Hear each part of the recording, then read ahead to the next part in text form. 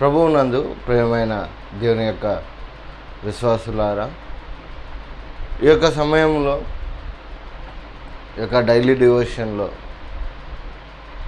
దేవుడు మనతో ఏమి మాట్లాడబోతున్నాడు, దేవుడు మనకి ఏమి తెలియచేయబోతున్నాడు అనే వాటి గురించి మనం ఇప్పుడు తెలుసుకుందాము. ప్రాముఖ్యంగా మనిషి తాను అభివృద్ధి పొందుకోవాలని, తాను ప్రతి విషయంలో అంటే ఆర్థికంగా కావచ్చు, చేసే ప్రతి పనుల్లో కావచ్చు, ఎక్కడికి వెళ్ళినా కానీ విజయం కావాలని, మంచి ఫలితాలు రావాలని ఆశిస్తాడు. అయితే అలాగే దేవుని నుండి ఏ విధంగా ఆశీర్వాదాలు పొందుకోవాలి, ఏ విధంగా దేవుని యొక్క దీవెనలను పొందుకోవాలి అనేది మనం చూసినట్లయితే, దేవుడు కూడా మనకు ఆశీర్వదించాలని, మనల్ని దీవించాలని, మనల్ని ఉన్నతమైన స్థానంలో నిలబెట్టాలని ఎంతో ఆశపడుతున్నాడు. అటువంటి దేవుడు ఈ యొక్క సమయంలో మనకేం తెలియజేస్తున్నాడు అనేది మనం చూసినట్లయితే, పరిశుద్ధ గ్రంథము నుండి ఆదికాండము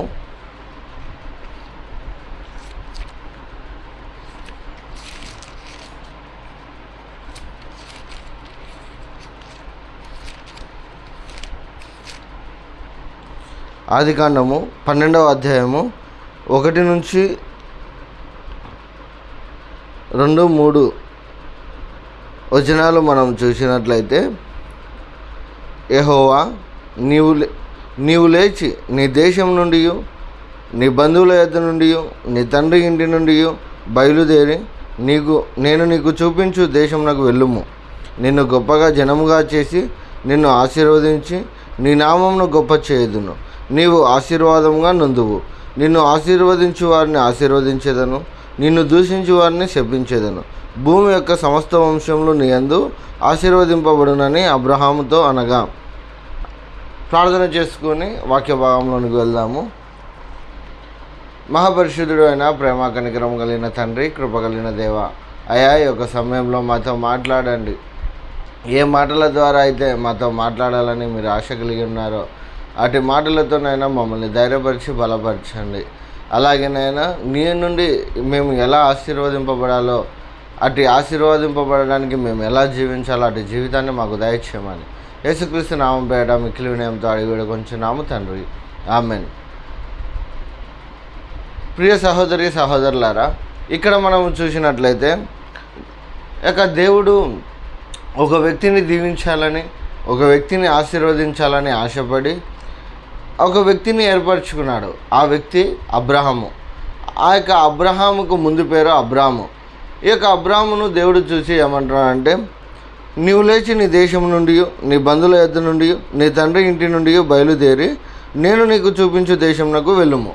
ఫస్ట్గా ఏం చేయాలంటే, దేవుడు ఆశీర్వదించాలని ఆశపడినప్పుడు ఆయనతో చెప్పిన మాట ఏంటంటే, నువ్వు లేచి నీ బంధువుల యొద్ద నుండి, నీ తండ్రి ఇంటి నుండి బయలుదేరమంటున్నాడు. అంటే మనము ఎప్పుడైతే ఆశీర్వదింపబడాలనుకుంటామో, ఎప్పుడైతే దేవుని యొక్క దీవెనలు పొందుకోవాలని ఆశపడతామో, అటు వారికి దేవుడు ఈ యొక్క సమయంలో తెలియజేస్తున్నది ఏంటంటే, ఈ లోకంలో ఉన్నటువంటి పాపము కావచ్చు, ఈ లోకంలో దేవునికి విరోధంగా, దేవునికి వ్యతిరేకంగా చేస్తున్న ప్రతి పనులు కావచ్చు, వేటి నుండి అయితే నువ్వు పట్టుకొని ఆ యొక్క పాత జీవితంనే కలిగి ఉన్నావో, అటు పాత జీవితంలో నీవు ఉండగా నీకు ఏ ఆశీర్వాదాలు చూస్తలేవు, ఏ దీవెనలు చూస్తలేవేమో, అటువంటి స్థితిలో నీవు ఉన్నావేమో.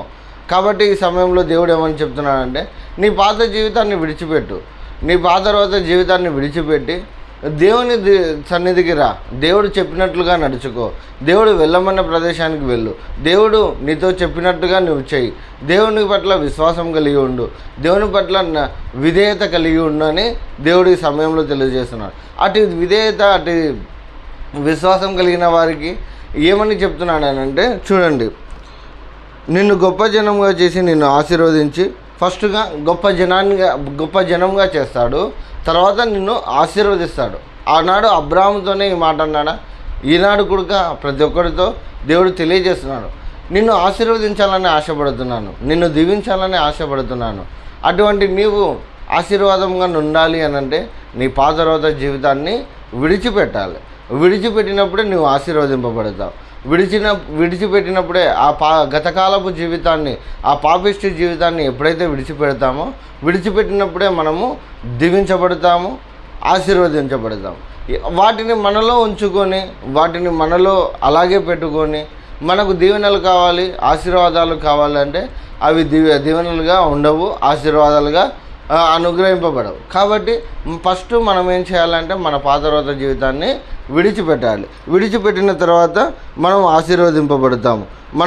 మనల్ని దేవుడు గొప్పగా చేస్తాడు. అనేకులు ఎదుట అరే ఈ విధంగా ఉన్న వ్యక్తి ఈ విధంగా మారిపోయాడే, ఈ విధంగా ఇలా తిరిగే వ్యక్తి ఇంత గొప్పగా ఉన్నాడే అని అనేకులు మనల్ని చూసి గొప్పగా భావిస్తారు, గొప్పగా తలంచుకుంటారు. ఎందుకంటే మనలోని మార్పు, మనలోని పరివర్తన ఆ విధంగా అభివృద్ధి చెందుతుంది. కాబట్టి ఎప్పుడు దేవుని యందు మనము భయభక్తులు కలిగి ఉన్నప్పుడు, దేవుని యందు నిందారహితంగా ఉన్నప్పుడు మనము దీవించబడతాము, ఆశీర్వదింపబడతాము. అదే మాట అంటున్నాడు చూడండి 17వ అధ్యాయంలో అబ్రహాముతో ఏమని అంటున్నాడంటే, ఆదికాండము 17వ అధ్యాయము 1-2 వచనాలు మనం చూస్తే, అబ్రాహాము 99 ఏళ్ల వాడైనప్పుడు యెహోవా అతనికి ప్రత్యక్షమై, నేను సర్వశక్తి గల దేవుడను, నా సన్నిధిలో నడుచుచు నిందారహితుడవై ఉండుము, నాకును నీకును మధ్య నా నిబంధనను నియమించి నిన్ను అత్యధికంగా అభివృద్ధి పొందించేదనని అతనితో చెప్పాను. ఇక్కడ చూడండి, అంటే దేవుడు ముందుగా ఏమని చెప్తున్నాడంటే, నా సన్నిధిలో నడుచుచు నిందారహితంగా జీవించు. అంటే మనము దేవుని సన్నిధిలో ఉండాలి, దేవునితో సహవాసం కలిగి ఉండాలి, దేవునితో అవినాభావ సంబంధం కలిగి ప్రతి సమయంలో కావచ్చు, మనము ఉదయం లేచినప్పటి నుంచి రాత్రి పడుకునేంత వరకు కనీసం దేవుని సన్నిధిలో గడిపేవారుగా మనం ఉండాలి.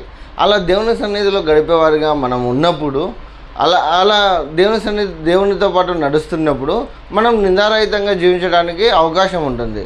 అలా నిందారహితంగా జీవించే అవకాశం మనకు ఉన్నప్పుడు, అలా నిందారహితంగా జీవిస్తే ఆయన ఒక నిబంధన చేసుకుంటున్నాడు. ఏమన్నానంటే, నిన్ను అత్యధికంగా అభివృద్ధి పొందించేదనని చెప్తున్నాడు. అంటే మనం ఎప్పుడైతే నిందారహితంగా జీవిస్తామో, ఎప్పుడైతే మనకున్నటువంటి పాదరోత జీవితాన్ని విడిచిపెడతామో, అప్పుడు అభివృద్ధి పొందుతాము, ఆశీర్వదింపబడతాము, దీవించబడతాము. అలాగే ఇంకొక మాట చెప్తున్నాడు చూడండి, యెహోషువ గ్రంథము 3వ అధ్యాయము 5వ వచనము. యెహోషువ, రేపు యెహోవా మీ మధ్య అద్భుత కార్యములను చేయను గనక మిమ్మల్ని మీరు పరిశుద్ధపరచుకునుడి అని జనులకు ఆజ్ఞ ఇచ్చాను. ఇక్కడ చూడండి, ఒక ఆజ్ఞ ఇస్తున్నాడు. ఏమనంటే, నీవు అద్భుత కార్యములు చూడాలి, నీవు ఆశ్చర్య కార్యములు చూడాలి, నీవు ఆశీర్వాదాన్ని చూడాలి, నీవు దీవెనలను చూడాలి అని అంటే ముందుగా ఏమని, నిన్ను నువ్వు పరిశుద్ధపరచుకోవాలి. అంటే మన పాత స్వభావాన్ని నుంచి విడిచి వేరే నూతన స్వభావంలోకి మారాలి అని అంటే పరిశుద్ధ జీవితం మనం జీవించాలి. ఎప్పుడైతే మనం పరిశుద్ధంగా జీవిస్తామో, ఎప్పుడైతే పరిశుద్ధులుగా మనం మారుతామో, అంటే దేవుడు పరిశుద్ధుడు కనుక ఆయనను అంగీకరించిన వారు, ఆయనను ఆశ్రయించిన వారందరూ ఆ యొక్క పరిశుద్ధులుగా పిలువబడతారు. కాబట్టి మనం ఎప్పుడైతే పరిశుద్ధులుగా ఉంటామో, మనల్ని మనం పరిశుద్ధపరచుకుంటామో, మన పాపంలో నుంచి మనం విడిపింపబడినప్పుడు ఏం చూస్తామనంటే అద్భుత కార్యాలను చూడగలుగుతాం. ఇప్పుడు చూడండి, ఒక రోగి ఉన్నాడు, ఆ రోగికి వచ్చినటువంటి అనారోగ్యంని బట్టి ఇప్పుడు ట్యాబ్లెట్లు వేసుకుంటున్నాడు. వచ్చిన అనారోగ్యము కొన్ని రోజులకు వెళ్ళిపోతుంది. ఆ యొక్క ట్యాబ్లెట్లు వేసుకోవడం వల్లనో లేకుంటే ఇంకా ఏదైనా చేయడం వల్లనో ఆ యొక్క అనారోగ్యం వెళ్ళిపోతుంది. ఎందుకు వెళ్ళిపోతుంది? ఏదైనా యూజ్ చేస్తేనే, లేదంటే దేవుడు కనికరించి దేవుడు స్వస్థతపరిస్తేనే. అయితే ఆ వ్యక్తి ఎలా అయితే ఆ రోగంతో ఉన్నప్పుడు ఎలా బాధపడుచున్నాడో, ఆ రోగం నుండి విడిపింపబడిన తర్వాత, విడుదల పొందుకున్న తర్వాత ఏ విధంగా మంచి వ్యక్తిగా, స్వస్థత పొందుకునే వ్యక్తిగా, ఆరోగ్యవంతునిగా ఎలా జీవిస్తున్నాడో, అదేవిధంగా మనము పాతరోత జీవితాన్ని విడిచిపెట్టి ఆ యొక్క పాపపు జీవితం నుంచి విడుదల పొందుకొని మనం నూతనంగా మారినప్పుడు మనలో ఆశీర్వాదము మనం చూస్తాము, ఆయన ఇచ్చు దీవెనలను మనం చూస్తాము, ఆయన చేసే అద్భుత కార్యాలను మనం చూస్తాము. కాబట్టి ప్రతి ఒక్కరూ ఈ యొక్క సమయంలో దేవుడు మనతో మాట్లాడుతుండగా మనం అద్భుతాలను చూడాలన్నా, ఆశ్చర్యకార్యాలను చూడాలన్నా, ఆశీర్వదింపబడాలన్నా, దీవింపబడాలన్నా మనం చేయవలసినటువంటి ప్రధానమైనది ఏంటంటే మన పాపంలో నుంచి మనం వేరు కావాలి. మన పాతరోత జీవితం నుంచి మనం వేరు కావాలి. అలా వేరైనప్పుడే దేవుడు మనల్ని దీవిస్తాడు, దేవుడు మనల్ని ఆశీర్వదిస్తాడు, దేవుడు మనల్ని ఉన్నతమైన స్థానంలో నిలబెడతాడు. అటు ధన్యతను ప్రతి ఒక్కరికి దేవుడు దయచేయాలని ఆశిస్తూ ఈ యొక్క వాక్యాన్ని ముగిస్తున్నాను. ప్రేమగల తండ్రి, కృపగలిగిన దేవ, ఈ ఉదయకాల సమయంలో మాతో సూటిగా స్పష్టంగా మాట్లాడినందుకు నీకు స్తోత్రాలు నాయనా. ఆనాడు అబ్రాహాము తండ్రి ఇదిగో తన యొక్క బంధువుల నుండి, తన యొక్క దేశం నుండి నైనా నీవు చెప్పిన మాటను బట్టి ఏ విధంగా అయితే వచ్చి ఆశీర్వదింపబడ్డాడు, అదేవిధంగానైనా ఈనాడు విన్నటువంటి ప్రతి ఒక్కరూనైనా వారికి ఉన్నటువంటి ప్రతి పాతరోత జీవితం నుంచి విడిపింపబడి విడుదలను పొందుకొని నీవిచ్చు ఆశీర్వాదాలను, నీవిచ్చు దీవెనలను పొందుకొనవలసిందిగా ప్రభు తండ్రి అటు కృపను, అటు ధన్యతను నాయన నీవు దయచేయమని యేసుక్రీస్తు నామం పేరిట మిక్కిలి వినయంతో అడిగి వేడుకొనిచున్నాము తండ్రి. ఆమెన్.